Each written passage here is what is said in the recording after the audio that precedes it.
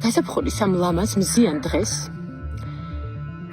უკვე მეორეჯერ დამირეკეს პატრულიდან და მედავებიან გზის გადაკეტვას 3 მარტს, დედების დღეს.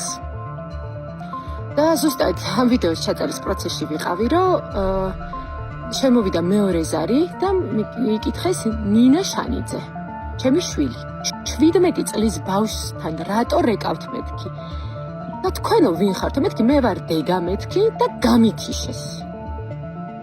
ანუ მე დამირეკეს 5 წუთით ადრე და მითხრეს რომ უნდა მივაკითხო რაღაც კონკრეტულ მისამართზე რომ ჩავიბარო ჩემი უკვე მეორე 5000 ლარიანი ჯარიმა და 5 წუთის შემდეგ იგივე ნომერზე დამირეკეს და უკვე ნინიას უწერდნენ ჯარიმას. რა გამითიშეს.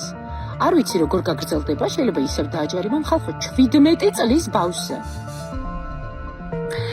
მოკლედ ყოველგვარი დრამის გარეშე მინდა გითხრათ რომ ვისაც მცირედი მოლოდინი მაინც ჰქონდათ რომ ნინია შანიძეს, რომელიც არის 17 წლის და არის მე-12 კლასელი, ჯარიმას არ გამოუწერდნენ, მინდა იმედები გაგიცრუათ.